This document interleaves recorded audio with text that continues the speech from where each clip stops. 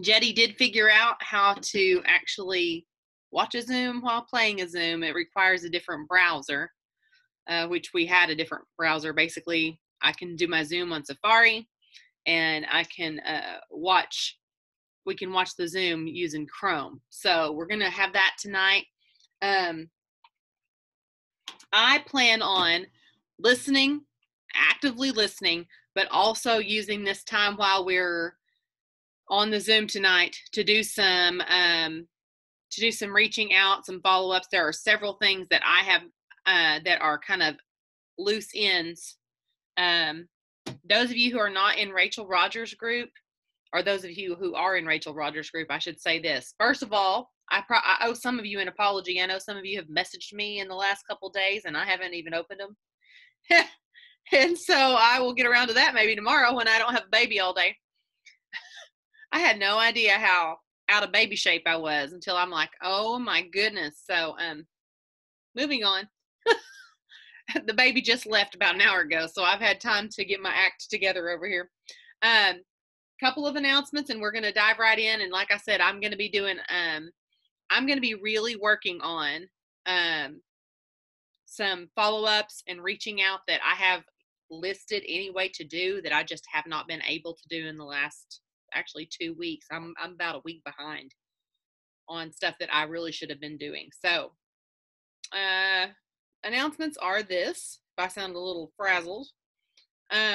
Next week's Zoom will be replaced with the event that I posted in both the team page and on the alumni page about resolutions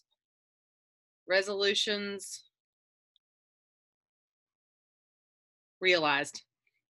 It's this event that's going on. Our own Krista Deary is going to be one of the speakers, and we all know how powerful it is to listen to her when she tells her story. So that will happen on next Tuesday night at 8 Central. So I thought that will actually replace this particular thing. It's something that you're going to want to invite people to. So tonight, if you don't have anything in mind that you want to already do, send, share, and invite would be great. And send, share, and your invite portion could be inviting people to listen in on that, or even making a list of people. I'm just trying to get everybody kind of in the groove for what we're doing here. So that's the first announcement, is that we're replacing next week's Zoom with that. Also, for those of you who haven't had a chance to yet, please make a notation to read the post that Jetty posted in the butterfly page this evening about perks. Actually have many Jules who have gone through their back office numbers and basically can tell that perks are actually providing a lot of retention within their team. So people who are hanging around longer, more than 90 days and that kind of stuff, and who are continuing to order, and based on the fact that perks are in place. Now, the post talks about that, doesn't give you the specifics of who I learned that information from and stuff, but it basically talks about how you could reach out to people who don't know about perks and let them know. So that's something that I think is pretty relevant. That's another thing that you might consider. You might consider send, share, invite to next week's event, or you could actually be doing reaching out to people on your team about perks. Now that I've got you lined up with what you should be doing while we listen to this, I'm going to go ahead and share my screen. And let's see how this is going to work. Can you guys see that? Yay. Okay, brilliant. These calls so that we can get the best out there in the field. We're kind of like our own masterclass here. Like Motivation Monday is a little bit like masterclass, right? Where we get the people who are experts in the field to come in and share with you. And I have to tell you, your job is just to do what they say. You don't actually you don't actually learn by listening. You learn by doing. So I'm going to challenge you to listen today with a heart that is like, I will take action. So every one of your notes that you write down, I want you to just draw a little arrow out from it and put an action next to it so that you 100% will be able to learn from this. We will be able to impact more people's lives. We will be able to help more people. And of course, you will have stability in your business. So, Brooke, are you ready for us? I mean, seriously, I cannot thank you enough, lady. First of all, you did an outstanding job. Outstanding job. I could do this all week with you. I'd be like, Brooke is talking Monday and Tuesday and Wednesday. Oh, you're so cute. So I'm just gonna turn this over to you, lady, and you tell us the top 3 things we need to do to retain our customers, okay? Okay. Well, do you want to talk about this train me stuff that's come up on the screen, or you're good? I blew past it already. We are ready for you. So there you go. Awesome. And can you guys see me okay? I don't even know if I'm on the screen or we're just seeing. You are. I can see you. They can see you. And there's a lot of yeses. And I will only interject if there are pertinent questions that you miss. Okay. So you don't have to worry. I got you. Okay, great. And the state of my bedroom is really incredibly disastrous right now, which is hilarious because I did just get home last night and I'm repacking to leave on Tuesday. And so you see my bed with the suitcase behind me, and if you saw the floor, I've got all the piles of the clothes. And I decided that just this morning what to talk on. And it wasn't hard for me to put together because this is just what I do anyways, to develop and support new ambassadors. And all of you guys, the first thing I want to say is I think you kind of know what you need to do. And so some of this is going to be reinforcement, but I want you to really understand that this is the stuff that really works. And this is the stuff that works a long time to have a business that grows over time. It's no secret that my team has been in momentum for the last 4 years continuously. Some people think that it's just company momentum or that things go in waves. And I'm here to tell you things do not have to go in waves for you. You can continue to have momentum through the highs and lows of any time. And so if anybody's telling you any differently, it's because maybe they're not doing these things. But if you do these things with every new ambassador, if you yourself are personally recruiting at least 3 people a month, which is the power of 3, you will have sustained momentum for the entirety of your business. Doesn't mean you'll always be on a total rocket ship, but your team will always be growing. You will always have momentum. And for me, that is the goal. I don't plan to ever phase out of my business. I don't think any of you got into this to phase out of your business. I think you're here because you want momentum. And in order to have momentum, you have to, number 1, recruit. And number 2, you have to support those new ambassadors well. And it's not rocket science. This is stuff that all of you guys can do if you choose to. So before we even start, I have chills. Before we even start, before you listen to another word, I want you to commit to actually doing these things. I don't want this to be a training where I've wasted my breath and you have not taken this information and put it into action. If you're not ready to take action, I'm going to give you permission to get the heck off this call. Now, Genevieve, she might be mad at me for saying that, but I'm serious. Like, I want you guys to commit to take action and to do these steps to help your new ambassadors be successful. Because guess what? It took you a lot of work to get these people signed up, a lot of back and forth conversations, sending videos, sending testimonials, you just hoping and praying they're ready, and then getting on the phone, getting them signed up. You've done all of that. So don't let that go to waste. And like Genevieve said, we want retention. We want people staying on their products with a minimum of 3 products for 3 months, because if they make it to that point, they're probably going to be a lifer with you, right? And so I wish I could see your faces because I love conversation and interaction, but I'm just going to pretend like you are just interacting the crap out of this, okay? So when they asked me for 3 things, I was like, well, can I sort of squeeze in a 4th thing? Because, you know, I mean, more is better, right? So the 3 top ways to support your new ambassadors are the 2 E's, encourage and educate, and those 2 things kind of go hand in hand. The second thing is provide a clear roadmap, and the third thing is lead by example. Sounds really simple because it is. These things right here, if you can do these things, you will have an unstoppable team and unstoppable momentum, and you will soar and our company will continue to soar. And that is my intention in 2020. And I know that's your intention too. So let's move into encouraging and educating. And what I'm talking about here, I love quotes and words. If your actions inspire others to dream more, learn more, do more, and become more, you are a leader.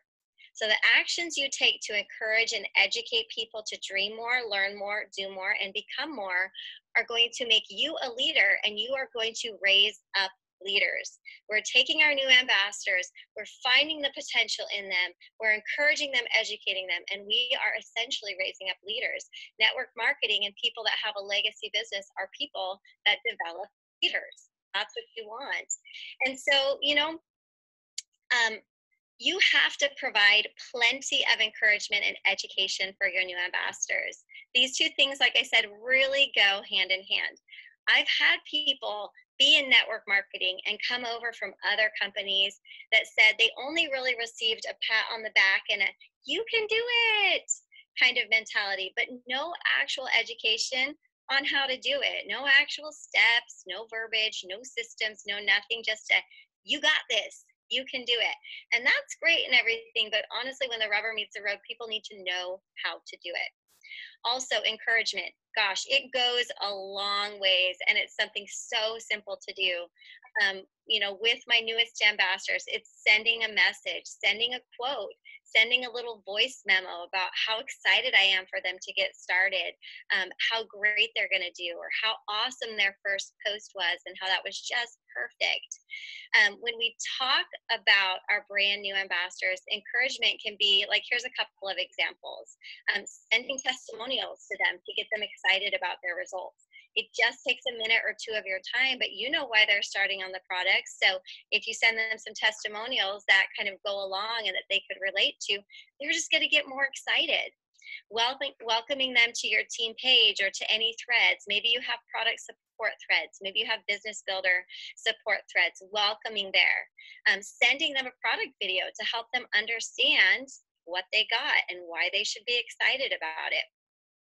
How about encouraging them to post and share first your story, and then as a week or 2 or 3 goes on, their experience and their story. They don't need a testimonial to begin helping others. Treat it kind of like it's a referral type of a system, right? They're sharing your story at first. They're kind of referring people, to help them with the products. They don't feel like they're trying to sell something that they have no experience or testimonial of. They're sharing your story and your experience. I feel like it's so important with these brand new ambassadors to be overly enthusiastic about all their results as they come in. Just over the top, like, "Oh my gosh, that's so amazing. You're not craving sugar. You don't want that 3rd glass of wine at night. That is incredible. That's got health and blood sugar balance. I am so excited for you. Have you thought about sharing that with other people that you know struggle with that?" So it's this process of re-inviting them to share as you're celebrating their wins. Don't be afraid to do this. Just like enrolling people, when you do that, you have to follow up with them many times, right? You have to kind of ask them over and over, and it's this process of 8 to 10 reach outs. Well, guess what? Getting someone to share can be the same way. It's not a one and done. You don't just ask them once. You have to keep celebrating and asking them again and again. So never one and done with our recruiting and reaching out, and also with our following up and trying to get people to share. You also need to take this time, as we're talking about education and encouragement, to educate them on how to get the best results possible on the products, okay? So you want to educate them on, how to take their products, for what they're struggling with, what you've seen work best. I feel like at least a weekly check-in with them on their products. Sometimes, I've been guilty of this as well. Sometimes we have somebody that's excited to start sharing, and we just dig into the sharing and the business part, and we forget to follow up with their products and their results. So, and it can go vice versa. We want to make sure to give them both the support on the products and the support with sharing, with those weekly check-ins. You also want to be telling every single new person about what's available with Plexus, the generosity of the company, the Fast Start Silver program. How do you do this in an actual conversation? Well, it's really simple. When I talk to somebody on the phone and I've gotten them enrolled, or if I'm in Messenger, maybe helping my level one, like my new level one that just went super silver. She developed a level one silver, and she's got a level two that's almost silver. And she, of course, herself has sponsored 4 or 5 ambassadors. That's the way to get super silvers and golds fast, guys, is to duplicate down. But what I have done with her and then with all of her people that I meet is teach them about the program Plexus has for brand new ambassadors. That's how I talk about it. I don't talk about Fast Start Silver. I say we have this really great program for brand new ambassadors. Would it be okay if I explained a little bit more to you? The answer is always yes. And I say in Plexus, we care so much about you loving and getting results with your products and having it be affordable to you. And we also know that you have people in your network that could really benefit from Plexus. And so we've created this special program where when you join and you have 3 friends join you and they get a similar welcome pack, one of those $199 welcome packs, you actually earn about a $420 one-time bonus. Would you like me to tell you more about that? Would you be interested in doing that? Would you be interested in me showing you a few simple steps to accomplish that? I'm going to ask one of those little questions, right, to get them interested in it. It usually blows people's mind. They can't believe that just 3 friends. But the other thing that I add on to that is that for me, it was my mom, my sister-in-law, and my brother. I knew they could all use these products. Who comes to mind for you? And so it's not like I'm really giving them a choice. I'm kind of like making them think about who they know could use the product, and I'm showing them that there is a great benefit to the brand new ambassadors to starting right now. So if you make this a normal practice that you do every single time with every new ambassador, and if you're helping a level 1 develop a silver under them, remember that new level 1 doesn't have the experience. So guess what? You're going to get in there. You're going to get in that conversation, and you're going to support in the same way. You're going to ask the same question to this, level 2, this new level 2 that you have, and that's what's going to help you to develop deep, strong roots down into this team. That's going to give you a strong organization. You also want to tell them about perks, your new ambassador. So I trained a little bit on this at Super Saturday, but when I'm talking about perks, it's actually something that I am not sure everybody's taking full advantage of yet. And I think it's such a phenomenal program and such an awesome benefit that I just think back to when I started Plexus and like, holy cow, we never had any of these things. Like, I'm so excited for people that are starting now. So when I'm enrolling somebody and we get to the subscription page, that's when I talk about perks. And I make sure that as they're talking to their potentials, they let them know about perks. So on the phone, when I'm enrolling them, I'll say, when we get to the subscription page, I'll say, at Plexus, we have a special program called Plexus Perks. Because you're setting up your subscription today and because you purchased a welcome pack, you're already getting 250 perks points. That's almost enough for a free product. Every single month that your subscription of 100 PV or about $110 processes, you're going to earn at least 100 more perks. It's so incredible that before you ever think about turning your subscription off, I want you to reach out to me so that we can talk through your products. I don't want you missing out on free products. And so that's how I talk about perks. Like, I don't want them to miss out on free products. Their subscription is a benefit to help them stay consistent on their products. And just for having a subscription of 100 PV or more, they're going to earn perks that will give them free products. So be talking about that. Make sure that your new ambassadors know of that benefit they have. Make sure that if you see that a subscription has been turned off and you've been notified of that, that you reach back out to that person and you tell them the same thing, like, listen, you already have 250 perks.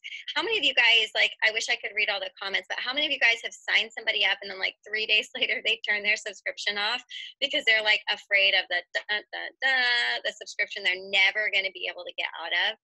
Well, if you've missed having the perks conversation, what I do to go back into that new ambassador is I say, listen, Joelle, I know you haven't gotten your products yet, and you're not really sure if this is something you're going to want to continue on long term, but I just want to remind you that just for getting a welcome pack, you got 250 perks.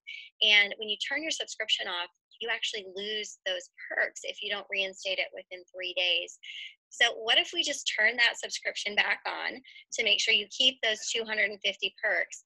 And you and I are going to be talking every week. We're going to be talking through the products, getting you set on the best routine. I have no doubt within a month, you're going to feel fantastic and you're going to want that subscription, or we're going to go in and edit it to the products that you love, and you're going to earn more perks, and then you're going to get a free product. And so that's how I'm going to get in there with my new ambassador to make sure that they don't miss out on those perks. Guys, perks work. By the time somebody gets to 350, 400, 500 perks points, they're not going to want to turn that subscription off. And it's your job as an ambassador to help them see. We have this entire product line of like 20, oh gosh, Genevieve, am I wrong? 20 products. I should probably know this as a double diamond. It's like 20 products, okay? If they're not loving their triplex, Metaburn Lean, baby. Joyome, like add some Mega X and some X Factor in there to their Slim. Like there is always something to get them to 100 PV. And people have a fear of loss and a fear of missing out. And perks creates that. So make sure this is a discussion with every new ambassador, and watch as your retention rates go through the roof and people stay on the products longer and they feel better. This is going to be incredible if you embrace this, okay? I talked a lot about that. Sorry. Okay, moving on. What about our convention? Are you talking to your new ambassadors about convention? Are you talking to your new silvers about convention? Or have you created this story in your mind? Well, it's too soon. I mean, that's kind of weird to invite them to convention. They just started. I don't know if they'd be into that. Oh, stop it. You guys, convention is so much fun. Convention is all about casting vision. We have fantastic speakers, fantastic trainers, scientists that get up there and teach us things. It's in Nashville. You can go out honky-tonkin'. It's so much fun. Like, who doesn't want a girls' trip, if nothing else? But I swear, you get them to convention, you get them around that energy, that enthusiasm. As a silver ambassador, they're going to come back the next year much higher than a silver ambassador. I know, I remember hearing Sarah Marble's story, how her first convention, she was a silver ambassador, and that cast vision for her. And I can think of so many members on my team that went as silver ambassadors, including Christy Jacks, who's now a diamond, who was like about network marketing. She was like, I'm not doing network marketing. Now she's the diamond. Get people to convention, okay? Even if it means you've got to help figure out a way to get them there, get them registered. What about letting all of your new ambassadors, educating them on the prizes and the different incentives we have? Does everybody new that you've signed up in the last 30 to 60 days know about the AirPods? Have you told them about this? Does everybody on your team know about it? Some people will start working for the most interesting things. Some might work for $50. Some will work for an Apple Watch. Some will work for AirPods. Some will work for an iPad. Some will work for a piece of luxury jewelry. Everybody's different, but if you're not informing everybody, all your new ambassadors, and by new, I mean new in the last 30 to 60, maybe even 90 days, maybe they joined in November, right? Informing them of these giveaways, you're not giving them the opportunity to be like, that sounds cool, I could do that. I'm liking these products. I could think of 3 people that would want them. So make sure to show them how generous and how fun our company is. And like I said, you know, along with that education, you want to make sure that they are getting the best results. And that really does require a weekly check-in with their routine and providing a little extra tip along the way each time, whether it's a tip about water, a tip about when they should cut off eating at night and not do late night eating. Maybe you share a little article or something with them. You're basically thinking about adding value. We talk a lot about this in social marketing anyways. The people that add the most value are the people that are successful. It's that little tiny extra step that makes you the professional, that takes you a notch above, that helps you increase retention and add so much value to your ambassadors that they stick around. And then they will pick up on the same habits that you do. So if you're doing things like that, they're going to be more likely to help their ambassadors in the same way. If you struggle with follow-up, guys, it's a choice. Get a planner. Schedule it on Google Calendars on your phone. There's always, get an app, whatever you have to do. But it can be as simple as like buying a $1 planner, like a cheap planner at the dollar store, and making that your follow-up planner. Be committed to excellent follow-up and adding value to people, and you will keep your ambassadors around for the long haul, or at least a longer period of time. So that is education and encouragement. Like, that's the foundation. The second thing we're going to talk about is providing a roadmap. The greatest leader is not necessarily the one who does the greatest things. He is the one that gets the people to do the greatest things. Ronald Reagan. Would you guys agree with that? I 100% agree with that, because I'll be the first one to say, I'm not the best recruiter. I'm not the best at Instagram. I'm not the best at Facebook. I'm not the best public speaker.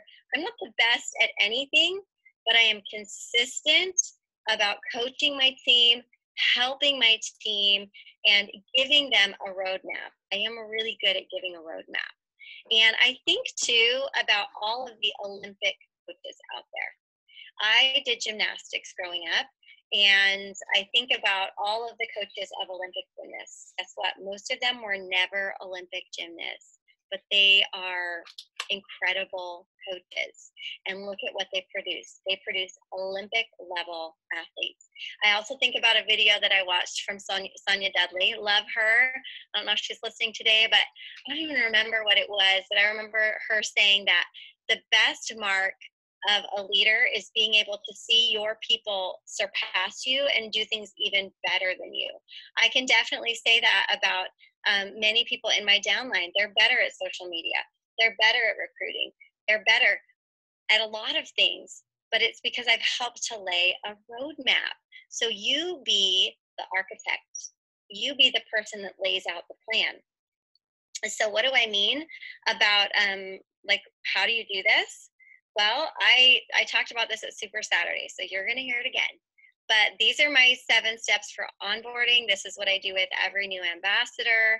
If they take the first step or the second step, then we can keep going through the steps.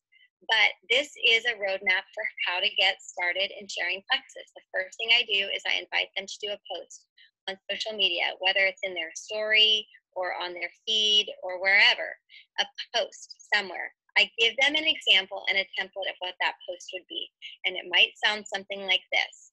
I've been wanting to focus on my health for a long time, and I've been struggling with my sleep, my energy, my cravings, and my digestion. I've been watching my friend Brooke take these natural supplements for a couple of years, and I can't help but see that she is always feeling good. And honestly, I want what she has.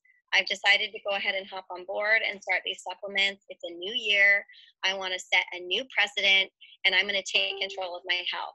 I would love to have a group of friends do this with me for more accountability. Does anybody want to do this with me? So that was just out of my mouth. I don't have that written down, so please don't message me for it. But you get the idea. It's just like, this is why I'm starting. This was my friend's experience. I'm going to do this. You probably need it too. Do you want to do it with me? Okay, that's a general formula for a post. So I'm going to invite them to post. And when I invite them to post, I'm going to say, and if they say yes, I'm going to say, great. Why don't you go ahead and throw that post up right now with a cute picture of you, a selfie, or a picture of you with your family, and tag me in it. Does that sound good? I'm going to say right now, because I know if they wait until tomorrow morning or they wait until tonight, they're going to be too scared. They're going to have all this time to think about all their fears and all the reasons why they don't want to be that girl and all that stuff. So I'm going to say, how about you just post that right now with a cute picture of yourself or your family and just tag me in it. I would love to leave an encouraging comment under your post. Okay? So if they say yes to that, they do that, we move on to step 2. Okay, Jessica, your post was awesome. I loved it, and you're getting some good comments in there. I want to invite you to take a few minutes to sit down right now and make a list of at least 20 people that you think could benefit from these products, or maybe they're curious about an at-home income opportunity. Could you take a few minutes and do that right now? One of the things you might want to do when you're making that list is just put a little line next to their name and maybe describe why you think they need this, or why you think they would like this. Maybe they are always tired, or they have a lot of anxiety, or they're always achy. Just write down a little description so I can understand them a little better too. And then go ahead and snap a picture and send it back to me, and we'll get started on helping these people. Okay? Third step, once I've seen their list, or at least I know they've done their list, because guys, if they haven't done their list, it doesn't help for you to send them messages. If they haven't taken that next step, you've got to see what's holding them back. Why haven't they made a list? What are they afraid of? Make sure they've got a list before you send them messages. You're not going to keep going through all these steps. It's one step at a time, just like a little stair stepper. So they've done their list, you send them sample messages. And the key, just like posting, is when they've seen the sample messages, you give them an opportunity to alter it to make it sound like themselves. But then you say, what if you just sent 5 of those messages out right now to 5 people on your list? You're inviting them to do it right away. The key is immediate action. Okay? So you're getting them into action. Most people will say, I could do that. Especially if you say, it'll just take a minute. What if you sent out 5 messages right now? And then let me know when you're done. They come back in a couple of minutes. I did it. I'm going to say, oh my gosh, see how easy that was? What if you send another 5? Okay, yeah, I've got a few minutes to do that. Okay, awesome, you did it. You're already halfway there. If you want to, you could just send the other 10. And so I'm just helping them see how easy, how simple it is. I want to get them into massive action as quickly as possible before their fear level is high. I want to get them a result as quickly as possible. So they've done their post, they've made their list, they've sent some messages. I'm going to set realistic expectations. Because how many of you guys have had people share and they don't get the result they want, and they're so discouraged because not everybody they messaged wants what they have. And they are so deflated because they thought for sure their post would blow up, or for sure at least 15 of those 20 people would want products. Well, this is where you as a leader come in and you support them by saying, when I did my first post, I thought everybody was going to want what I had, and they didn't.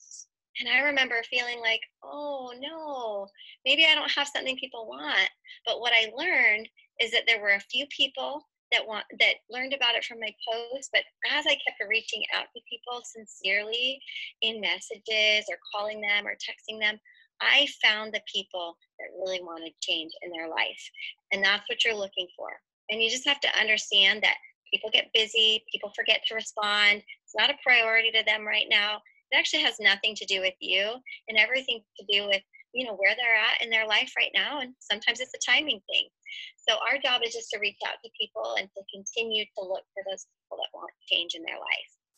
Okay, so setting those realistic expectations after they've posted, sent some messages. I'm telling you guys, like, this is all something I'm trying to do in the first 24 to 48 hours.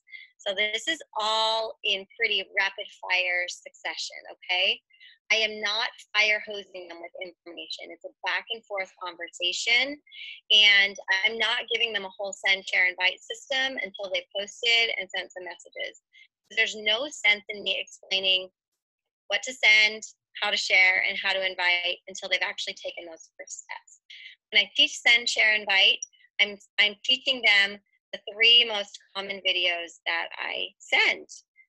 For me, it's personally the microbiome video, or the triplex 1.5-minute video, or a plexus opportunity video, or I personally, professionally have my own plexus business story recorded. So I will actually send that out. If you have yours, you should send yours. If you have your uplines, you should send your uplines. So I'm teaching them what to send. I'm not showing them a list of 20 videos to pick from. That's overwhelming. I'm teaching them how to share. Well, okay, if you're going to share a story, you can grab them from Plexus. We've got these professionally made, really great stories. It's a resource of stories. Or maybe you just know you have a resource or a team page that's all stories. So you're teaching them how to share a story, and then you're teaching them how to invite based on the response they get. So if you're unclear about this yourself, inviting can mean a lot of different things. They might send a video, share a story, and the person is excited. Guess what? You're inviting that person to join and get a welcome pack. They might send a video, share a story, the person is skeptical. You're inviting that person to a 3-day challenge to sample the products and learn about the products. They send and share, and you've got an in-person event happening this week at your home. You're inviting them to come to the in-person event. So that invitation is an invitation to an experience, whether the experience is joining and getting a welcome pack, trying Slim as a customer, coming to a live event, or being in a 3-day challenge. You're teaching them how to invite people. 6th step is teach them about group messages. Now, I don't automatically go into 3-way messages with everybody and every potential they have, but listen, I just got to be straight up with you guys. When you are a new ambassador, do you think you're scared to reach out to people? Do you think you feel like, I don't know it all, I can't share, I don't know how to answer their questions? Sometimes in the beginning, you've got to help out a little bit more. And that will mean some group messages. When they get stuck in a message or somebody has additional questions, they don't know how to answer it. The person needs to hear another story or third-party validation. They're going to pull you in. And the way you teach them to invite somebody to a message is simple. Hey Jess, here's an example. Hey Jess, that's a great question. I honestly don't know the answer to that, but my friend Brooke, who introduced me to Plexus, does. I actually think you'd really relate to her story, and I'd love for you to hear it. Let me go ahead and grab her and add her to this conversation so she can answer that question and share her story. I think you'll love it. So it's more of a directive, less of a question. It's more of a, hey, I want to introduce you to my friend over there across the room. You need to hear her story, and she knows how to answer that question. It's not some weird, I'm going to introduce you to my upline, my sponsor. It's my friend, okay? So use those as needed. 7th step is invite them to host or participate in an event. So we have at least 2 events that happen every month on our team page, 2 3-day challenges. We host a Zoom call about the business. Plexus has Motivation Mondays. They have opportunity calls. You have to choose the event that's right to invite them to, or invite them to do their own. And then literally it's a repeat. We've gone through all these steps. They've done a post, a list of 20. They've messaged those 20. I've set realistic expectations. I've taught them about send, share, invite. Maybe a couple of those messages, I've had to do a group message with them because they couldn't get them converted over to a purchase. And then we're going to repeat. I'm going to teach them how to continue to post. I'm going to teach them how to expand their list. I'm going to teach them additional messaging examples, right? So it's just literally going through this process over and over again. Super simple. Okay, let's take the next slide. So this is really how I think about the progression of an ambassador and what my goals are. My first goal is to help them get an enrollment within their first week of sharing. So if they shared on Monday, my goal is to get them another ambassador, like an ambassador signed up, come hell or high water, by like the next Monday. And if that means I have to do an event for them, I've got to help them with additional posts. I've got to have them send me screenshots of their message conversations to see where they're messing up or what they need to do different. I use screenshots a lot for new people. I'm going to do that because I want them to experience success in their first week of sharing. My second goal is to have them go silver in their first month. Okay, silver in their first month. Now, of course, if they go beyond that, awesome. But gosh, if they can go silver in their first month, they're feeling pretty incredible. You're celebrating the heck out of that. My third goal is to actually teach them duplication. So I'm getting in there and I'm tap rooting through to their new level ones. And I am teaching their level ones how to share by asking them, Plexus has a special program for new ambassadors. I'm really excited for you to get started. And I'd also love to tell you a little bit about this program. Would that be okay? I'm literally creating the same situation, and I'm doing it in their presence so they can see how I'm doing it, so that they learn how to do it, so that I don't have to do it for them every time, okay? So if you can get your new silver to develop a silver, they're already at 6 ambassadors. If you can get your new level 2 silver to develop a silver, they're already at 9 ambassadors. That's what the 4th goal is, power of 3. Power of 3 is, hey, every month you're going to sponsor at least 3, and we're going to help your new silver sponsor at least 3. By virtue of helping your level 1 develop a silver and teaching them the power of 3, they're going to go super silver for sure by month 2. And that's the goal. And then the ultimate goal moving out from that is gold by month 3. I don't know if you agree with this mentality, but I believe that once somebody gets to the rank of gold, they start to take this seriously as a business. They're starting to make more serious income that feels real. They're above and beyond having their products paid for. They see how simple it is to duplicate with me plus 3 and them plus 3, and then you have a business builder. You have a business builder, and you've done it in 90 days. And they didn't have to do it by personally sponsoring 20 people. Because, I mean, let's be honest, how many people do that? How many people sponsor 20 people on their own in their first month or 2 or 3? I didn't. I have never sponsored more than 10 people in a month. Never. Okay, and I'm a double diamond. Last year, I sponsored 36 people to a T. That's 3 people a month. Oh, God bless my husband. He decided to mow the lawn. Hold on, guys. This is real life. I'm going to close all my windows so that we don't have the lawnmower noise. He's such a sweetheart getting work done. This is real. Yes, I see that. Is this real? This is so simple. It is. But guys, you've been overcomplicating it. And one of the reasons is you're afraid. You're afraid to be pushy. You're afraid to tell people what to do. You think that people already know what to do. People don't know what to do. And it's your job to teach them what to do and to give them that directive so that they can be successful. Okay, we've got the windows closed. Whew, we can keep going. Okay, so one step at a time, you're mapping it out for them. You are like literally with all of my level 1, 2, 3, 4 runners, I'm like, okay, this is what you need for your next goal. This is how you're going to do it. And they're like, oh, okay, I can do that. Because I'm not taking them from gold to emeralds. I'm taking them from gold to senior gold.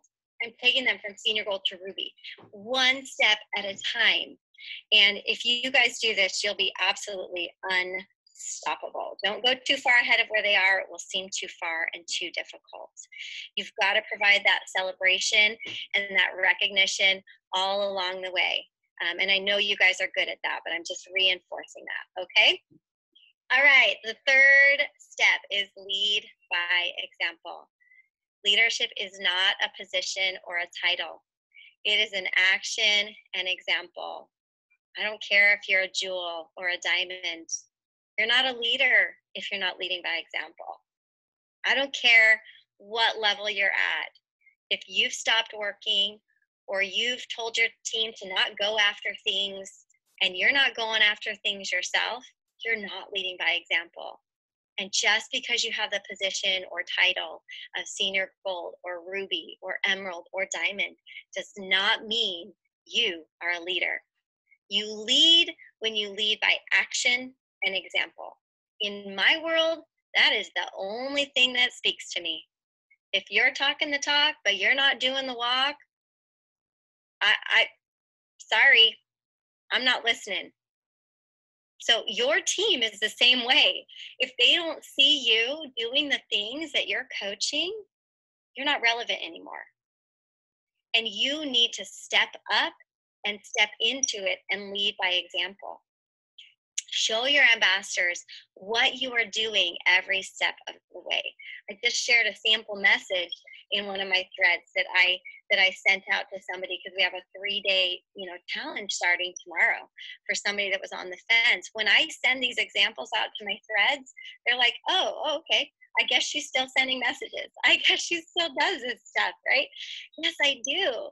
If I show them what I'm doing, they feel like, okay, she's still doing this 4 years later. I can do it. She's still doing it, and she still likes this business 4 years later. I can do it, and I want to do it. You want to go for me +3 every single month. This keeps you relevant and keeps you in the activities that give you new ideas to teach your team. From conversation starters to how you're expanding your network to overcoming objections and attracting business builders, you won't be able to effectively teach these concepts long term if you aren't still in it. You forget, you get rusty, you don't have the same tools to train them. When you lead by example, it inspires people to know that long term they can keep being successful. Leading by example also means being real with your team. Honestly, you've got to be real with your team. When you share your struggles, your disappointments, your victories, you'll be able to better relate to them. They will see that their struggles and disappointments aren't unique, right? And that there's nothing wrong with them. Sometimes people feel like, gosh, what's wrong with me? I didn't develop a silver this month. Well, guess what? Some months I don't develop a silver. It's okay. There's nothing wrong with you. You're still following the steps. You're still trying. It's a season. It's all right. You're going to come back around. They'll know that because you've overcome your struggles, they can overcome. Be real, guys. Be inspiring and be active in your own business. You literally set the pace and show the way for your team, for your brand new ambassadors. They're totally into it. They're watching you.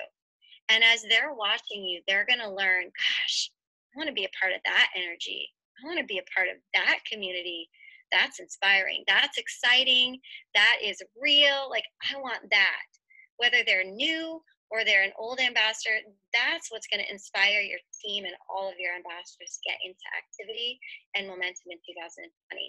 So I hope that this was helpful. I really feel like these 3 things, the encouragement and the education bit, the providing a roadmap, and the leading by example, that's it in my book. And if you do those things consistently, you are going to develop a lot of ambassadors this year, and you're going to rank up and you're going to grow your team.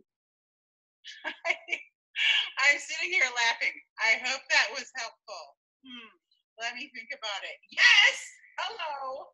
Super helpful. I would listen to you with the lawnmower going, Brooke. I gotta say, I just have to say, I die. I swear, every time I go to do a really professional call, he's like, I think I'll mow the lawn right now. Or even better yet, the weed whacker. Yes. That's even better. It's all good. It's all good. And it's excellent for people to see that you have the same issues that everyone else does. So that was awesome. Y'all, I don't know what to tell you. This is all that I think I would listen to for a month straight this week playing the call. There were so many good things in this call. Brooke, I could just honestly, I don't know how to thank you enough. The comments were just amazing. You helped a lot of people really systematize this whole thing.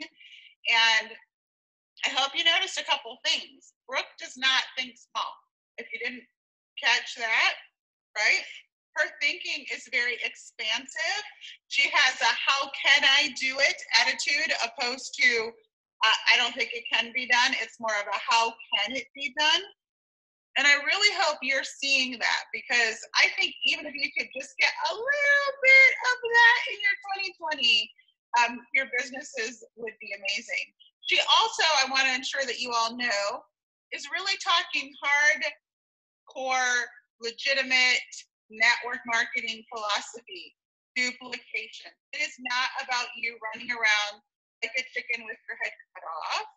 It is about you doing these simple things and then taking it into your second level. So, Brooke, any last words of wisdom? Because I think you wrapped it up so well that I think people just need to go back through and listen to I usually open it for questions, but I feel like you were so thorough. I really want people to go back and listen to this opposed to just, ask you a question. What last things do you want these nice ladies and men to know about their 2020 and bringing in new people?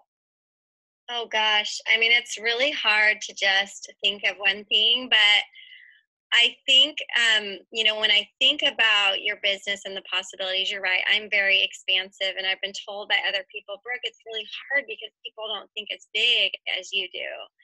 And I think that people think that that was naturally ingrained in me and just the way that I was, but it wasn't. I used to be a pessimist. I used to be a glass half empty person. And I had to train my brain to be this way by listening to podcasts, listening to YouTube videos. I would literally type into YouTube inspirational videos, motivational videos, and listen to them. There may have been some F-bombs in some of them, and I'm not a cusser, but I had to train my brain think this way because I knew that it was imperative that I got my brain in the right place. And I would say that about you. And I would say that as you're trying to implement these steps for your new ambassadors, if your upline or sideline or downlines are not supportive of this, or they're negative, or they're absent, or whatever is going on around you, none of that matters. None of it. Your business is your business. You get to decide what you're going to do in your business. And if you want to be successful, follow what the successful people are doing. That's what I did when I started my business. I'm like, whatever the successful people are doing, I'm going to do. I watched all the videos, I implemented, and I'm like, I'm going to do what they're doing. And if it doesn't quite work, I'm going to tweak it a little bit. But get your brain in the right place. Start seeing the possibilities and this is what I'm going to do, and this is how I'm going to do it, as opposed to, I don't really know if I can do that. And then surround yourself with people that are moving in the same direction. And if they're not, you start your own tribe, and you do it within your own team, and you create that energy and that momentum in those systems, and you implement it, and you move forward with your own vision, because 2020 is the year where you get to create whatever you want to create. You could literally go from being a gold ambassador to a diamond ambassador in a year. In a year. Whatever you want. What do you want? Tell me what you want. 100%, y'all. And you need to act it all out here. Started.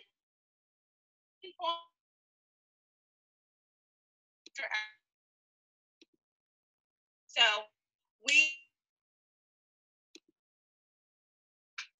I know we seem to be having some tech. Okay. I think. Okay, hang on one second, guys. Let me get back to where I am with you guys. Okay. Can you guys hear me now? I can't see any of you. Okay, I can see Aaron. Thank you. Okay. So, yes, to answer your question, I just realized that I could actually see the chat while that was going on. I didn't want to mess with it because I had two browsers going on. I went to manage participants, and then that thing dropped down, and I just saw where Graciela had asked if that was Brooke's Zoom call from yesterday. It is. It's her. That's what we're going to start doing on Tuesday nights, is we're going to take what's actually happening on Mondays, Monday Motivation. It's happening at, I think, at 5 o'clock my time, which makes it tricky for a lot of people. I mean, it would definitely be tricky for a lot of people in Central Time to be listening to something that was happening at 5 in our time zone. And so, anyway, we're going to start taking those and implementing them. So if you already watched them on Monday, you may be like, girl, I already watched that. Or you can look at it like, hey, I'll start listening to that on Tuesday, because that's what we're going to do. Okay, good. So I had some things pop up in my mind. I was trying to multitask. I was trying to do some reach out, and I did. I got some follow-up going on and stuff, but also a few things popped in my mind I thought I would kind of close us with tonight. And first of all, those of you who were able to be on the call last week, you remember that I ended the call talking about assumptions. For as few people as there were on the call, I got more questions after that call that were very thought-provoking for me and the people who were asking me. And I've had more people follow up with me this week and say things like, I tried what you said, and lo and behold, who would have ever guessed with something that simple? And you know what? For me, it was not a brand new concept, but for some reason, the word assumption clicked with me better than maybe how I've learned it before. And so I'm gonna tell you really quick. I think I'll probably read his post to you. So most of you that would be on here tonight know at least a tiny portion of my story about my friend Matt, who's been in a nursing home, who had been diagnosed with MS. He's been in a nursing home for 10 years, got diagnosed 12 years ago, and had been showing signs of paralysis from about the rib cage down, for sure the waist down. And then about 5 years ago, he reached out to me. I'm not going to go into all the details. I'm just going to say that he reached out to me because he saw a Plexus post and asked me if I thought it could help. And I was like, I don't know. And so I started taking him some Plexus products, and he started being able to move his feet. And I'm like, dude, did they tell you that you're paralyzed, or were you going based on experience? Are they saying you have paralysis as in? And he's like, well, they've told me I have MS and that it's a progressive disease. Well, through the course of these last 5 years and lots of studying and prayer and multiple things that have happened, I had come to the conclusion that I didn't really believe that he had it. I didn't know what he had. I wasn't sure. I had multiple conversations with him, interrogating is probably what he would call it.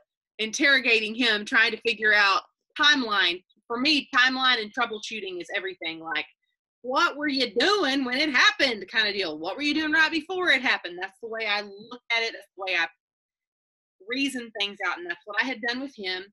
And to give you an example of not making assumptions,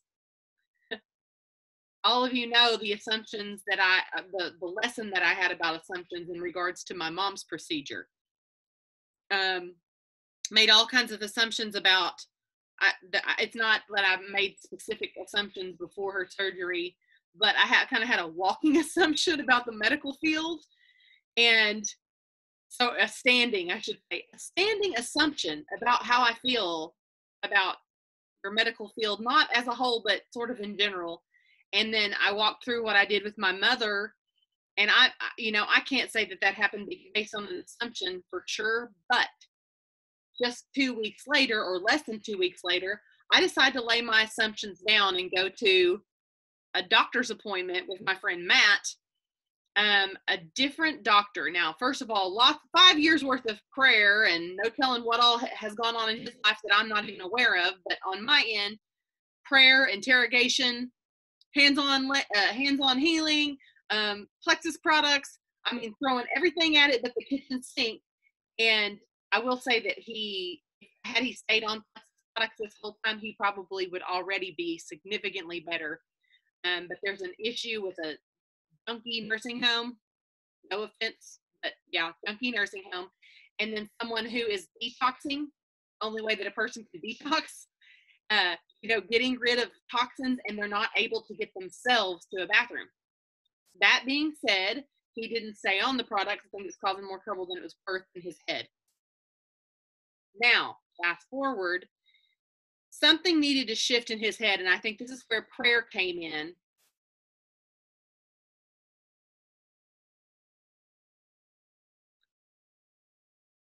Okay, sorry, Linda will be praying for you. I'm so sorry to hear that.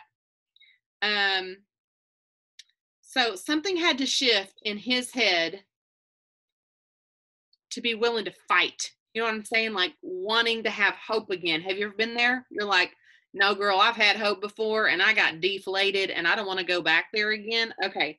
So something shifted about June this past year, and he sent me a documentary, and it was a documentary about MS and treating it naturally and different ideas behind it and the corruption of the medical field and all this stuff. And then at the end, it showed a scene from Field of Dreams.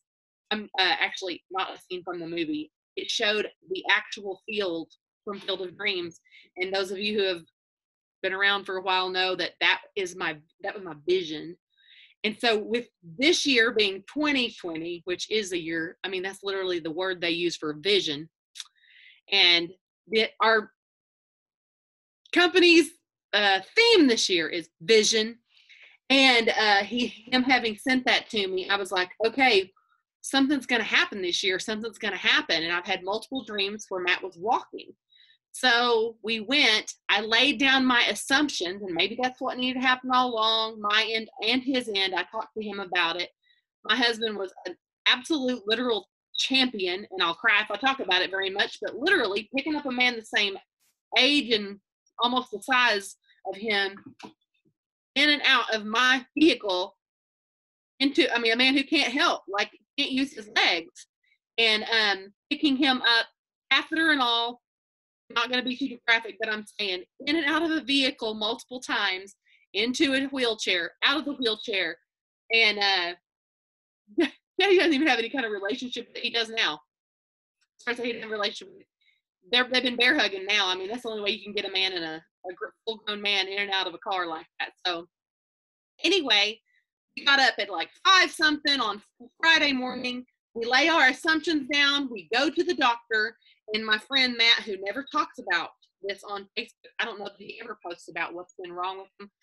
Friends and family are saying, I didn't know what was wrong. Like, these are people who, for 10 years, this has been going on, and they didn't know in the comments. I'm going to read what he said.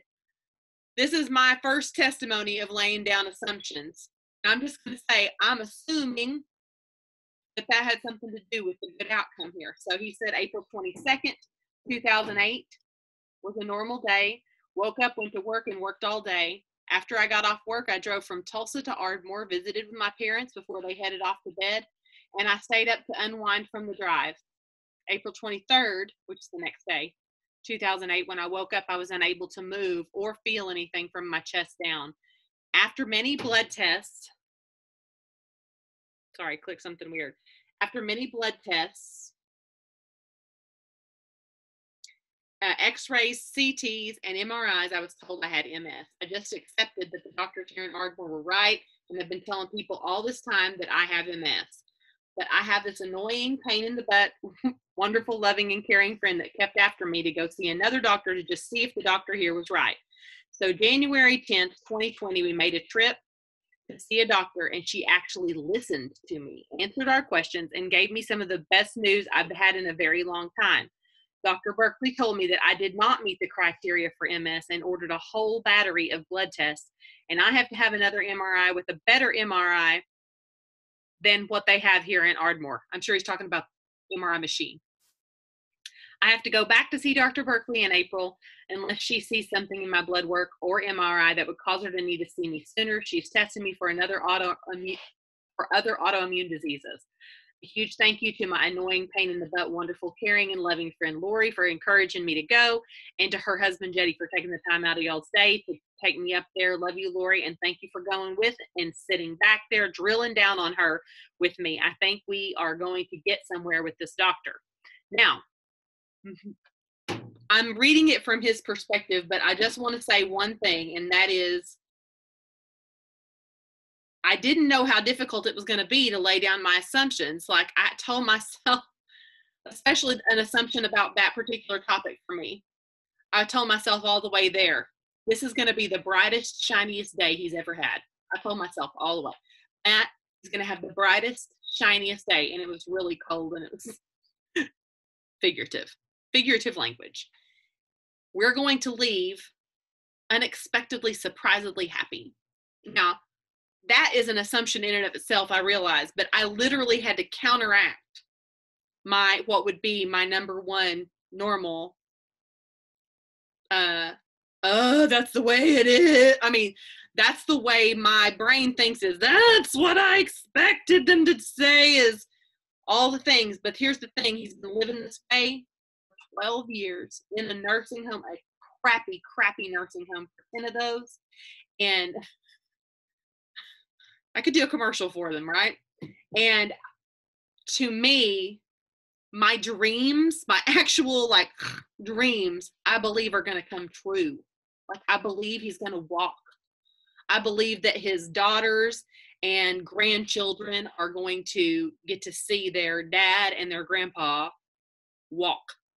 I think he's going to get to work again. In one of the dreams, he was showing me that he had opened up a bait hunting and tackle. I love for this stuff to be in video form, because one of these days I want to be able to go back and go, we predicted it, and you guys helped me pray for it and helped me manifest it. And so I'm sharing all of that with you as incubators. And I think I have been through a huge portion of my life in hope deferred. I think I was definitely raised to not get my hopes up about things, and because of the potential for disappointment. And I think that was a disservice to teach me that, even though that's the only thing that my parents knew, my mom specifically, the only thing that she knew. And I believe that it's a disservice to teach our children not to get their hopes up, because I believe that we literally create the world around us with our hopes. And if you're not hoping, then it's the opposite of that. It's hope deferred. And so then you're creating the world around you with hope deferred. And that is painful to think back on. It can be really painful if you start blaming yourself for it. But the beauty of it is that you have some control in things that you've probably told yourself that you don't have any control over. I'm going to repeat that. It can be painful to think that you are to blame for the way that your universe looks around you.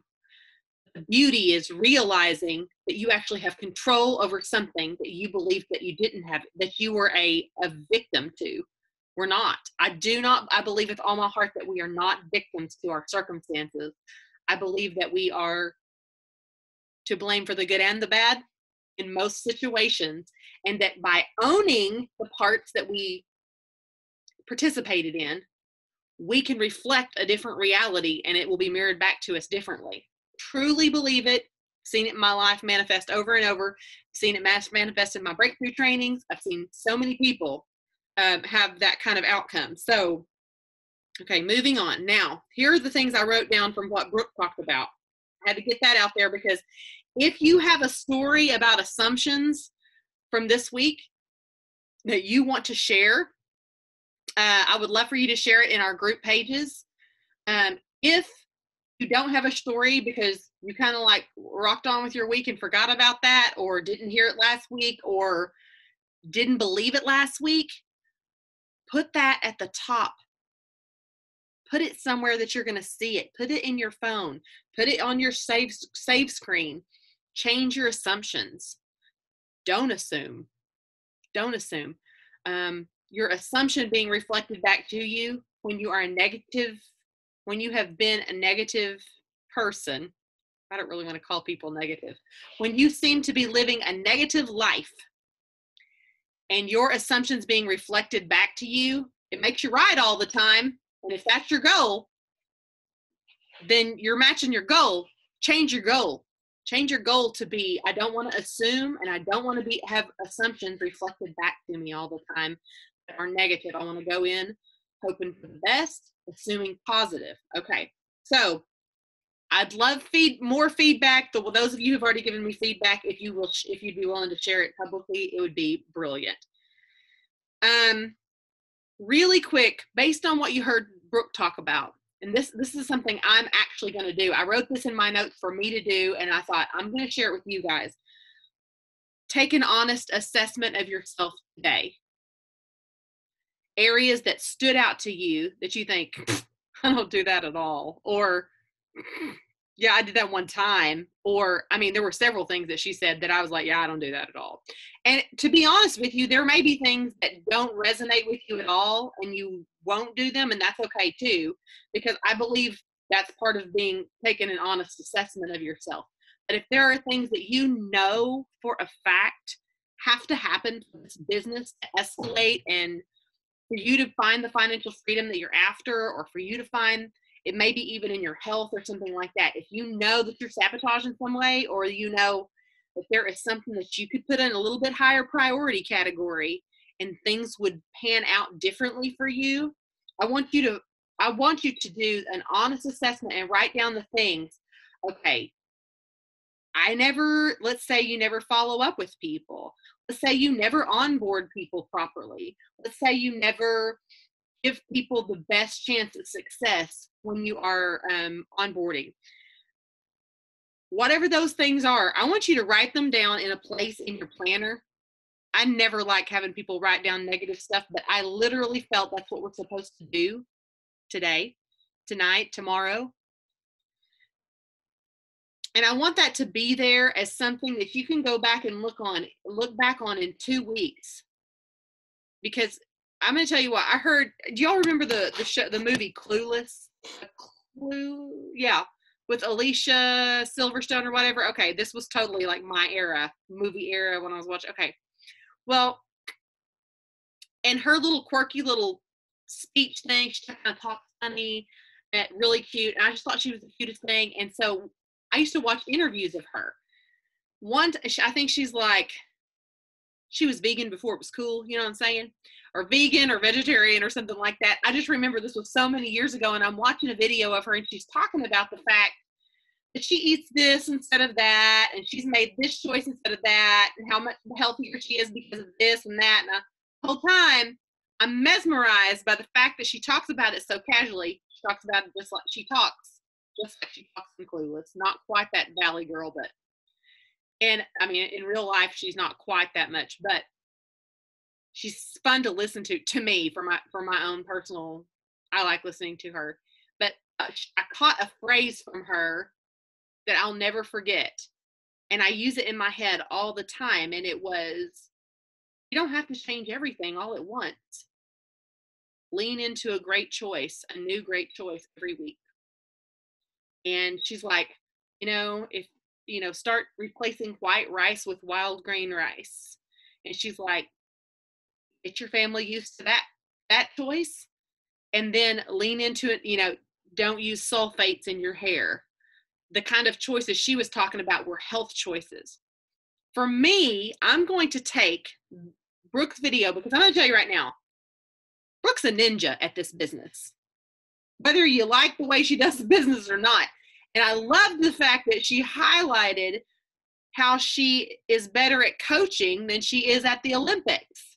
You understand what I'm saying? Like, she's like, I just train people to do it like this. I'm not a star recruiter. I train people to do it like this. I train people to do it like this. I love the fact that she highlighted that for you, so that you don't think that she's probably an excellent recruiter. She mentioned during Super Saturday, and then she mentioned again tonight, she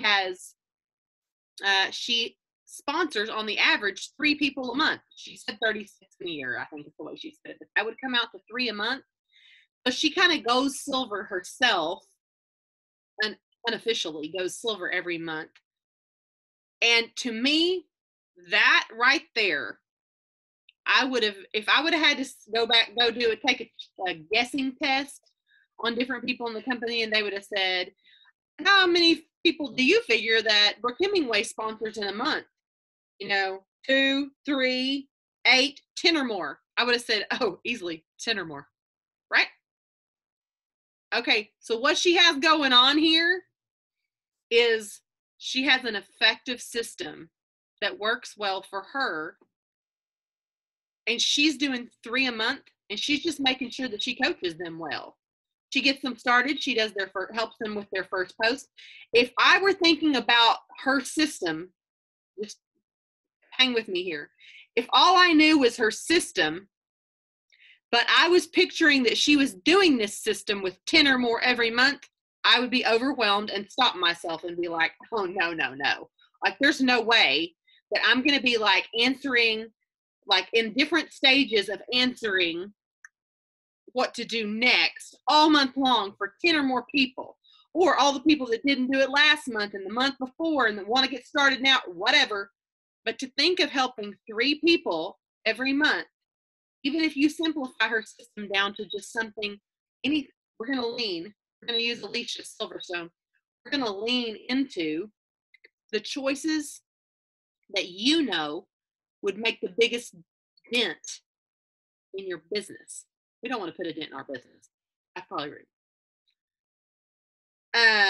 I want you to write down, okay, I'm answering a question here. I want you to write down an honest assessment of where you are today, things that stuck out to you from Brooke's video, because multiple things stuck out to me.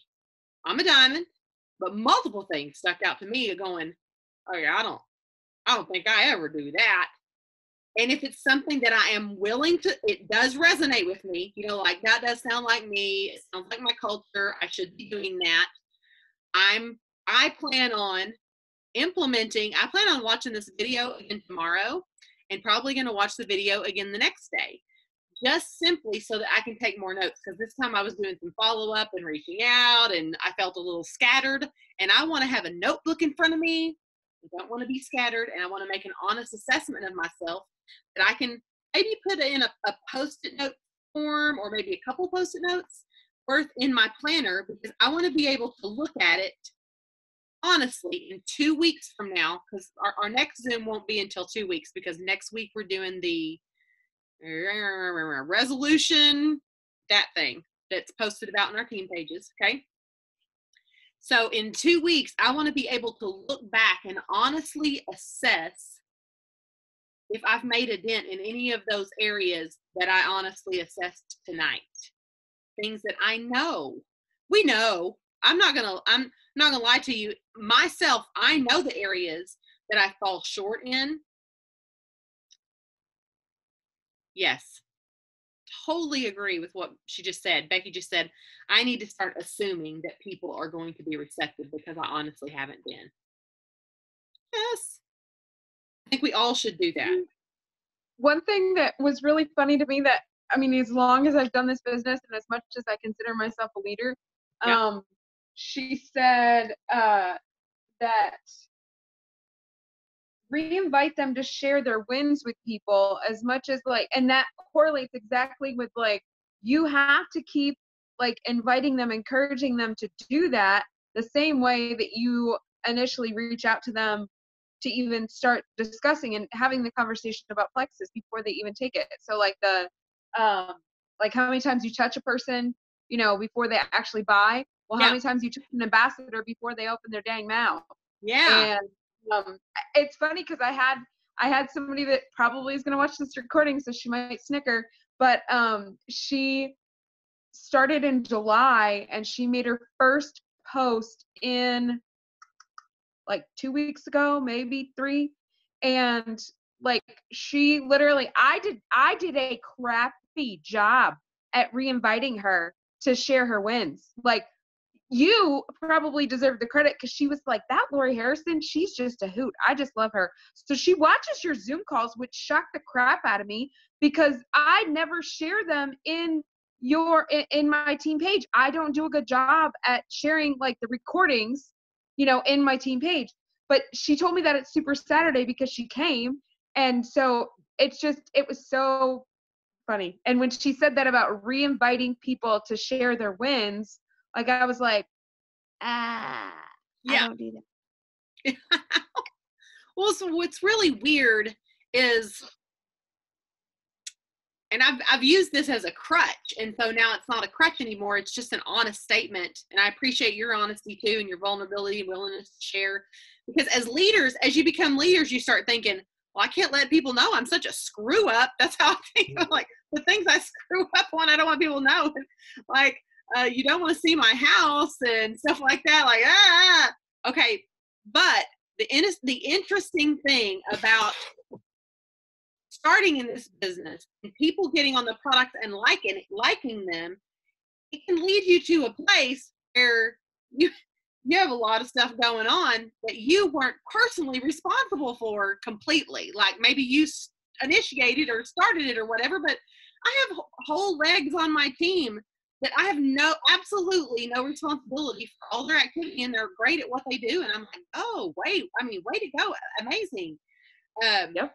But and so you can get to a place where you go, you know, I really do need a system. I need to assess myself honestly And I'm going to tell you what, if you're in avoidance about that right there, I assess myself honestly on lots of things all the time because I know it's the only way to get where I want to go. It is the only way. Honest assessment of yourself, not followed by a 3-week pity party or, like not followed by, it's so depressing how sucky I am at it. Not that kind of honest assessment, but the things that you know that you can improve on by leaning into better choices. It's really like everything in our life to get where you want to go. Everything is about taking baby steps into better choices. And the bigger the baby step is, the quicker you get there. That's just the truth of it. So here are some questions I want you to ask yourself. What lies have you told yourself that you believe? And basically, in answering that question, you're also going to be acknowledging the fact that you're accepting a lie. Like you kind of know deep down that it doesn't have to be the way, maybe you've justified something. What lie have you justified to keep yourself the same? That's a really good phrase. What lie have you justified to keep yourself the same? That's called sabotage, by the way. Self. Would you say that you have a system that works? And then what can I lean into this week? What new choice? Because here's the thing. I was watching Rachel Rogers' video yesterday, day before. I think I watched it yesterday, may have posted it the day before in the group that she's doing. And some of the things that she was saying really resonate with me on a truth level about myself, okay? About, she was talking about income producing activity, and she was saying, or some people call it something plexus activity. I don't remember, but she started calling it impact. Don't get me to lying to you about what she said. The principle that she was saying is the more that you're in your head making it about money. I don't know exactly how she described it, but for a team culture like ours, the more you're going to self-sabotage yourself. Not because it's about money specifically, but because something like guilt or something sets in and you start going, oh, since it's just about money, I'm going to put that off because I'm doing fine and all the things. I'll survive without the money out of it.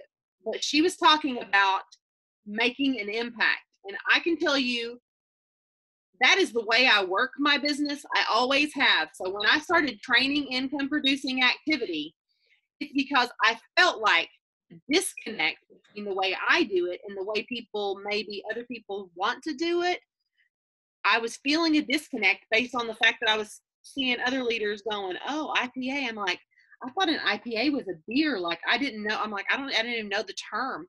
I got to Diamond with never hearing the word IPA, much less knowing what it meant.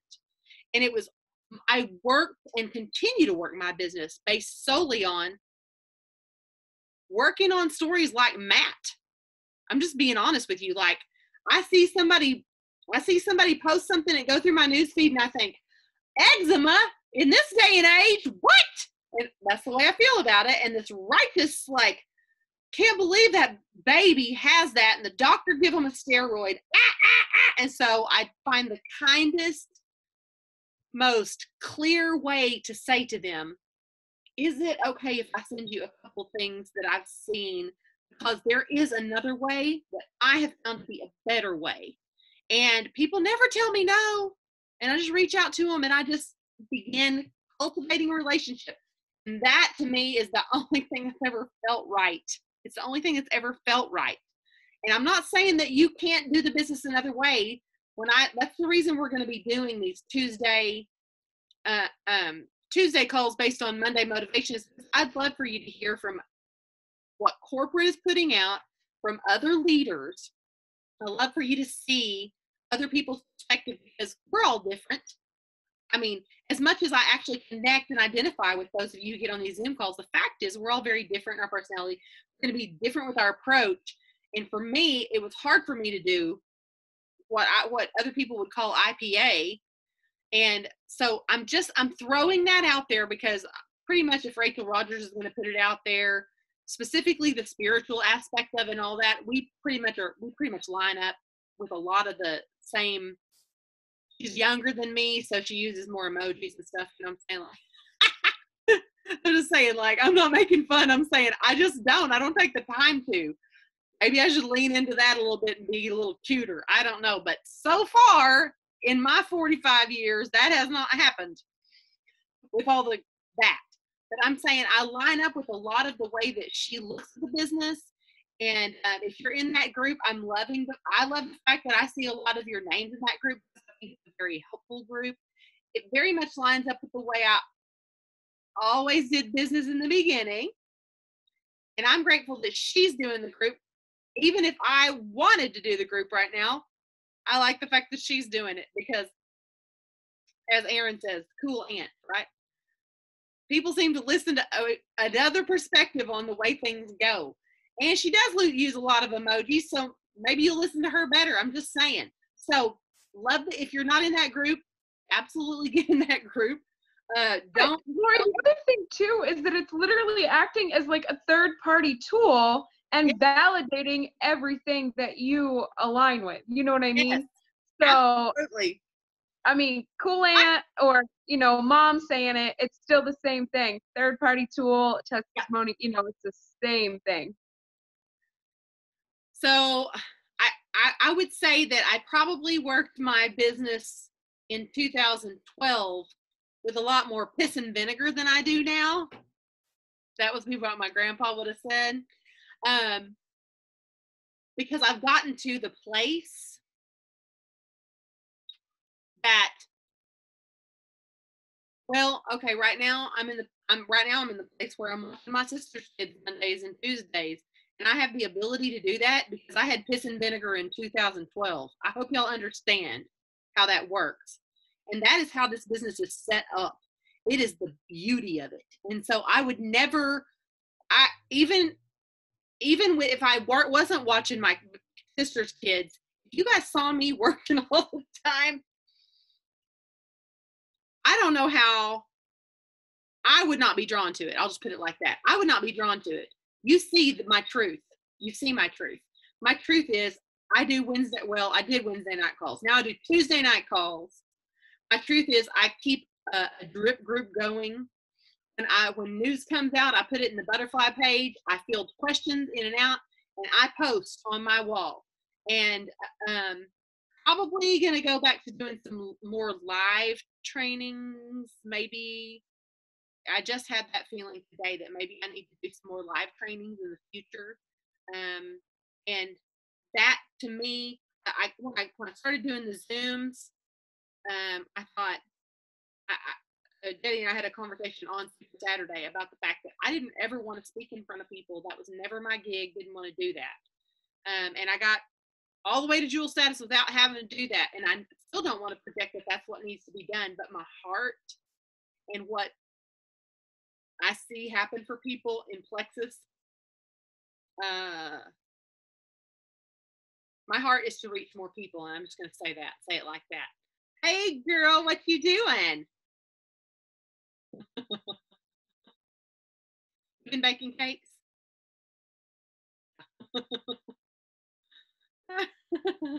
It's good to see you, sweet girl.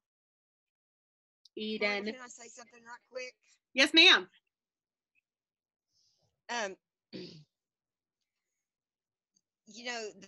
The 2020 vision board Zoom was so powerful.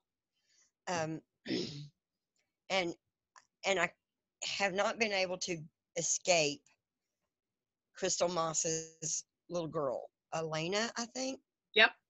I'm sorry, I'm having to do this from my phone tonight because I can't use my laptop, so okay. I'm a little out of sorts here.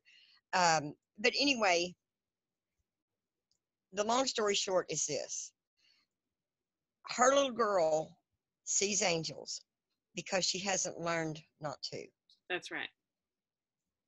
Now then, for me, and I'm just speaking for myself here, when I first got into Plexus, there was an excitement and exuberance, and I wasn't educated enough or knowledgeable enough or experienced enough to not be excited.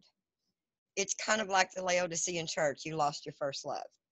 I think that's what it is. We need to go back. I need to go back to that first excitement about the company, about the products, because it doesn't shine through me now. I still believe. Yeah. I still have full confidence in the company and in the products and all the things. But it doesn't, if you read down my timeline, it doesn't show it. It's because I've lost my first love. Can I say something? I'm not rebuking or anything that you're saying, Becky, but the one thing to remember too is that what shows on your timeline is not the only place that you do business. Okay? So just keep that in mind, and don't beat yourself up if it doesn't look like, if it doesn't show it in what you're saying out loud in person or in your inbox or getting on your telephone and saying, then yes, that's valid. But if it's not just showing on your timeline, because you can look at Lori and mine's feed and it'd be the same case that people be like, well, when's the last time she had a picture of her products? Like, but what does that even mean? You know what I mean?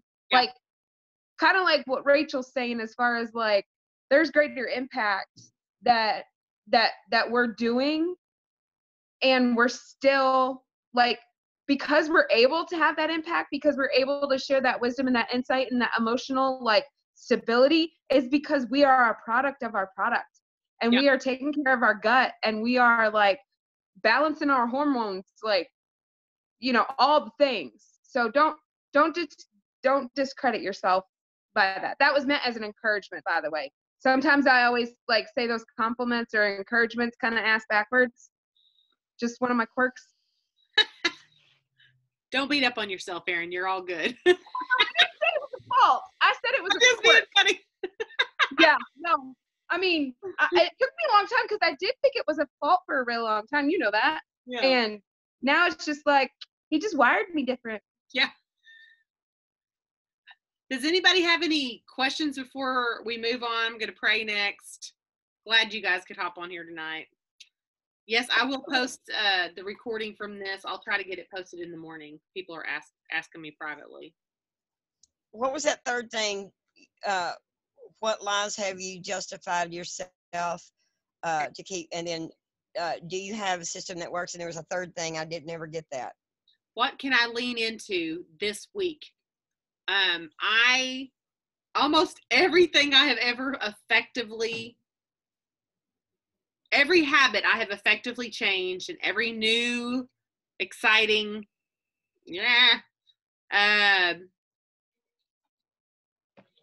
change, I guess, that I have made in my life has been because I chose one thing at a time to lean into.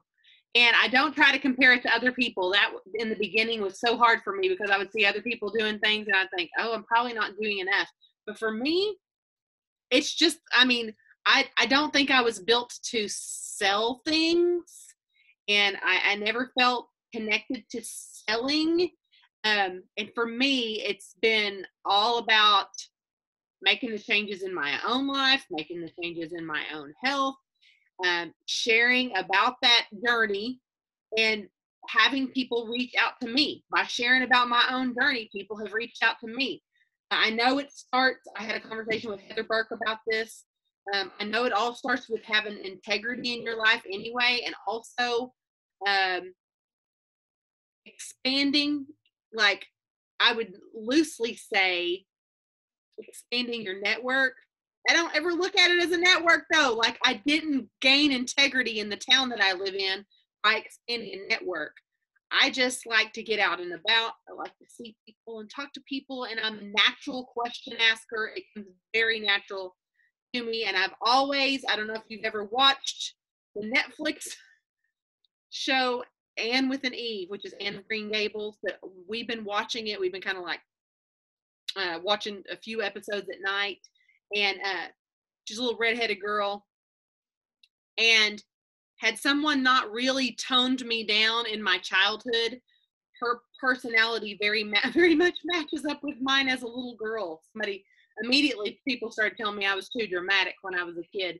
And if you think I'm dramatic now, you should have seen me as a kid. And also she's very high justice. Like, that is so wrong. Everything is like, if somebody's doing something and she knows it is an injustice, she wants to jump on it. And she would be, I promise, assuming things about the medical field based on her past experiences and all of this stuff. And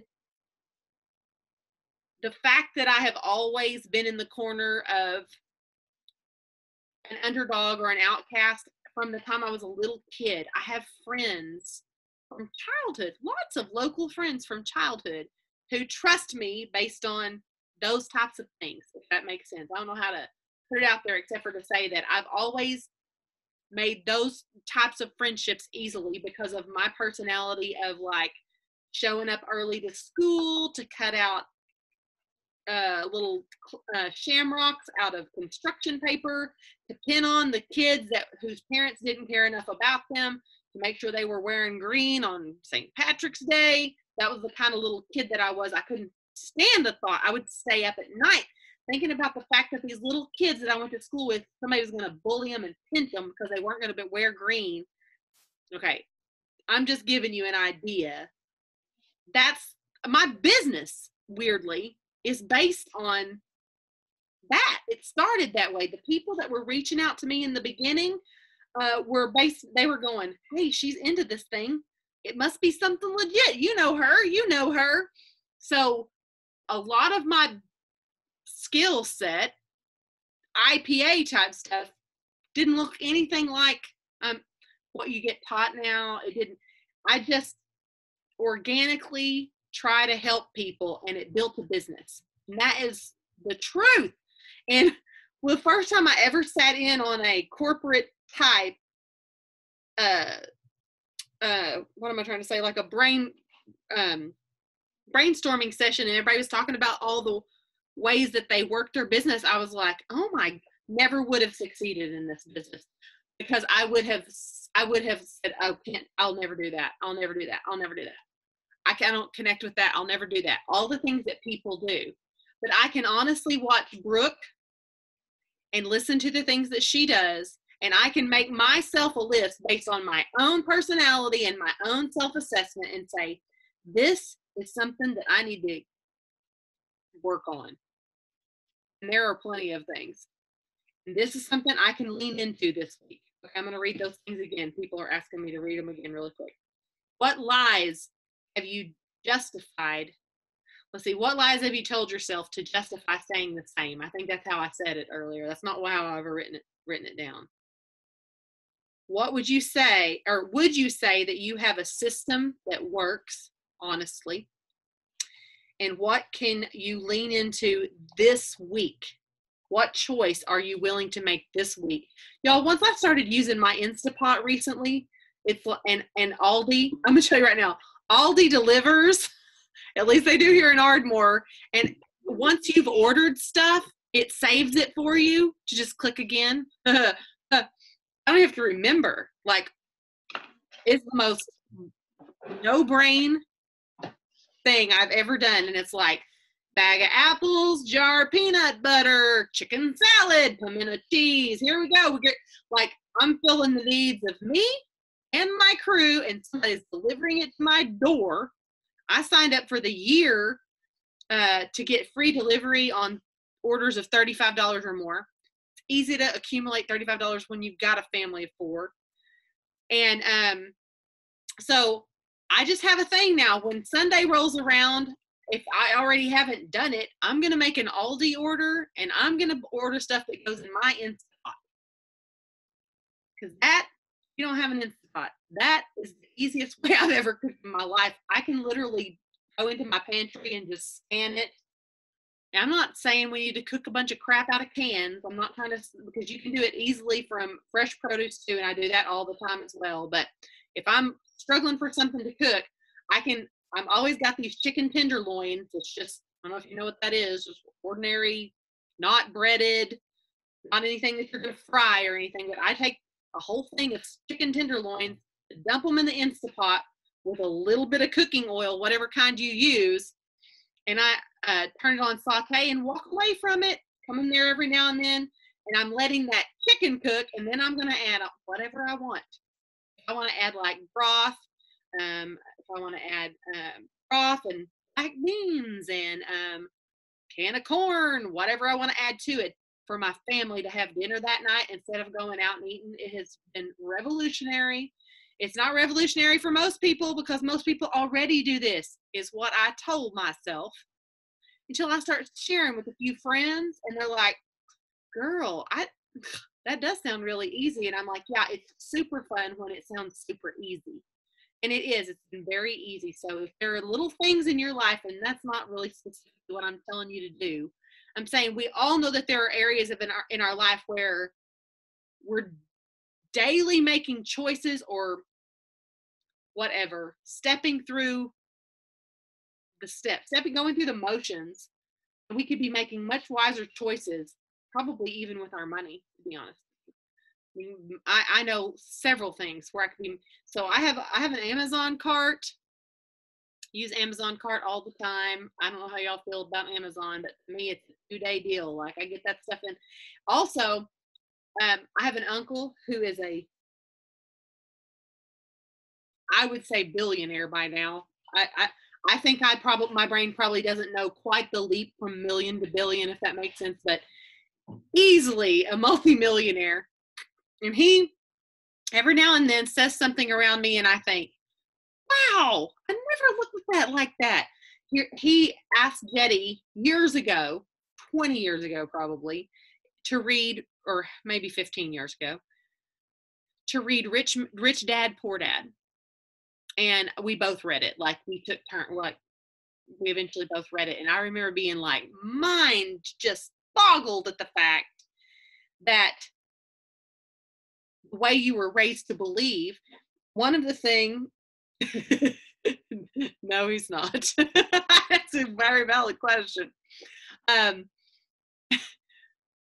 way, like, for example, he's like, oh yeah, if I need milk, I just run to the convenience store and grab some milk. And I was like, you go to the convenience store? And he goes, oh yeah. And I'm like, it's way more at the convenience store. And he goes, if all you walk out with from Walmart is milk, then it's cheaper. He goes, I just drive to the convenience store he's like, it's right on the corner, doesn't waste me any gas. I walk in and get the milk, and I walk out, save myself an hour of my time, save myself a crowd, save myself a chance of being in an accident, save myself a chance of getting the flu, and save myself about $50 worth of crap I don't need almost always. He's like, I was like, oh my, like, these are the kind of things that, why doesn't somebody write a book with that kind of stuff in it? Well, Rich Dad, Poor Dad is very similar to that book. How you're taught to scrimp and chintz and, coupon something to death. And really what you're doing, like, I would have been one of those people. I'm just going to tell you right now, if couponing had been cool back when I was raising babies, like babies, if that had been a thing, I would have been the queen couponer, and I would not have at all valued my time. I would not have at all thought, oh my gosh, I just wasted 4 hours of my Sunday cutting coupons and organizing them. And I could have literally cleaned somebody's house and saved, made more money than I saved. You see what I'm saying? So looking at life differently and leaning into those types of things. Anyway, I could go on and on about that, but I won't. And I don't have any feelings. That's another thing. I don't have any feelings towards people who that is their life. I don't think, oh, stupid baby. I just watched Avatar, so stupid like a baby. I love Avatar, but I don't think that about people who do the things that I think I have figured out. I don't look at life that way. And I will tell you another thing. That is it's huge progress in my life, that in the last several years I have learned not to look at, when you master something and you're condescending about people who haven't mastered it, that's usually when another lesson's going to hit you like a semi truck. I'm just saying. I did learn that. I've learned that when you start looking at other people's journeys and comparing and be like, yeah, I got that figured out a long time ago. So, okay. Now, any questions before we move on? I'm going to try to get my music on. Mine's not a question, but my life hack that I want to share is I got a stamp made up with my address. Okay, brilliant. I mean, I could get address labels, but I'm like, well, that, you know, I still have to get them reprinted. And I'm like, even if I move tomorrow, it still saved me all the like tendonitis in my wrist, that because you know how much I mail stuff. Yeah. Like I was sitting here during the Zoom, besides reach outs, I was doing cards to all the people that attended my Super Saturday up in Pennsylvania. Where did you order that from? Do you know? Vistaprint or something? So all I did was like put my address on the actual like part of, I think it was like, I forget what it was called, but it just put like address stamp label or something like that in Amazon. And, yeah. Okay. And it was literally $19.95, I think, or $14.95. The Amazon comment, or my Amazon comment earlier, is what got me on the whole milk thing. I'm not saying we order milk from Amazon, but what it made me think of is Jetty started ordering toilet paper and stuff like that on Amazon, which could possibly drive our postman crazy. I don't know. Don't care. I will say that Amazon keeps them in business, post office in business. And I can say my friend Amber, she goes, I buy expensive shampoo because it's completely free of all the things that she doesn't want to be soaking into her scalp. And she said, but how I figure out that that's the best thing for me to do is, she said, if I walk into Walgreens or CVS, I'm going to spend that much money, and it's going to be on trying new stuff and not knowing if I'm going to like it. So she has a subscription order for her shampoo, her face wash, all her things. It comes to her once a month. And she's like, it keeps me out of a store and buying impulse purchases, even if it's more expensive, a higher end brand. She said, I end up saving money by doing it that way. So we have things that come in and it keeps us out of stores. I'm not saying that the future is not going to be in stores, but I'm just telling you the future is not in stores. Most stores are shutting down as fast as Amazon can deliver. So I'm just saying, if that's not the way you do things, though, that is totally okay. Because I'm also one of those people that likes to walk into Ross and touch things. I don't even buy them lots of times. I just like, I don't know, like zone out for a while, touch pillows and nice sheets, that kind of thing. So that's cool too. Okay, I'm moving on to prayer. Let's lift Linda up. If everybody, I'm going to read again what she said so that we.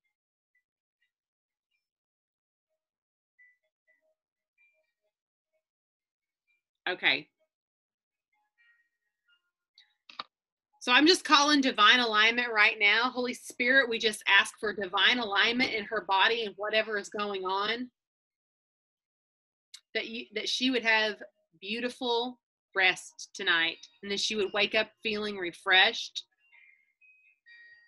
In fact, I'm just going to assume that that's what she's going to do. She's going to wake up feeling much better. So collectively, if you guys will assume that with me, that would be great. God, right now, I just want to lift up another family friend. She put in a prayer request for a family member of hers that got a really bad report in regards to pancreatic cancer. And I just cancel out all diagnoses, word curses over her family member. And God, I just call you the great physician and just come into agreement tonight that it does not have to mean a death sentence. I have seen in multiple cases where they've told someone that they were going to die, that is not true. I don't even think she said that, but I know that pancreatic cancer is usually associated with that. So we just lift that up to heaven. Lord, we want to cooperate with what your plan is here. We lift up Jan's husband too. God, that you would just rain down a wealth of wellness on him, that you would call his immune system awake right now in Jesus' name. God, we just cancel out any effects of January, viruses, flu. We come out of agreement with all of that, or even beliefs surrounding that, Lord. I believe for new heaven and new earth, and that's what I want to be cooperating with, is disease-free, illness-free, walking in complete wholeness and happiness and joy, wellness. God, I just thank you for the culture of our company being that of sharing information. I thank you for Brooke and her family for her willingness to share on the call. And then the fact that I'm thankful for technology where we can get on here and corroborate and share. And I love that about this company probably as much as I love anything. And I'm just lifting up gratitude for that. For those of you who have never done heart coherence, this is your year to learn how to do heart coherence, where it's very heart-centered ways of focusing on gratitude and realigning the way that you think. I'm just going to pray over you right now that will be simple for you, that will be easy for you to wake up with gratitude. 3 minutes worth of gratitude in the morning before you start your day. 3 minutes worth of gratitude before you go to bed at night. It will change your life. God, I thank you for revelation. I thank you for divine ideas of new things to lean into for a better tomorrow. May a better tomorrow start today.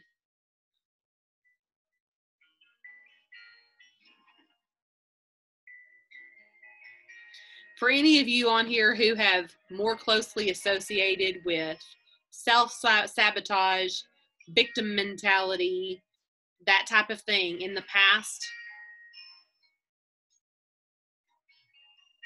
I just call that under heaven's scrutiny right now, because that is not what we are created to be. I do not believe that. No one could make me believe that we are to walk around feeling constantly victimized.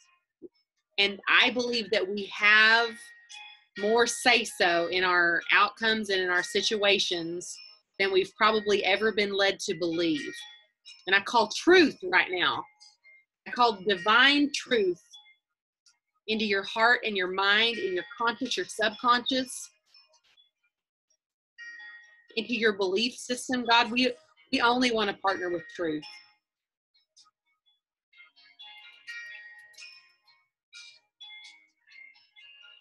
God, let your Holy Spirit fire fall on the rest of this month as we walk this out, that there would be grace.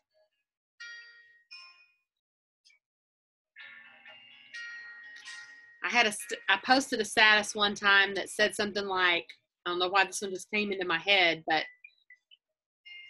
what do you figure that the day that you were born, that the angels looked down and said, man, she's magnificent. I hope she plays it small. I hope she plays it small in life. Do you think that that's really true about what it is supposed to be like? Or do you think that we are supposed to have magnificent aspirations? That we should be so blessed that we are able to freely give of ourselves? And I am lining up my choices with that desire inside my heart to be set completely free, completely delivered. And I just cast that out to you guys for your own scrutiny. Is that where I want to be? Do I want to be living free? Do I want to line my choices up with that? Do I want to change the way I think? Do I have wiggle room there? We do. We do. Even as advanced as you may get into this line of thinking, there's still more wiggle room for leaning into change. So we're just asking for angelic, divine grace and help. You guys remember the thing that we did with the timeline thing on the vision board Zoom, the new timeline. God, I want to be on a timeline of freedom, complete freedom, and I want all of you to as well. Call that into fruition.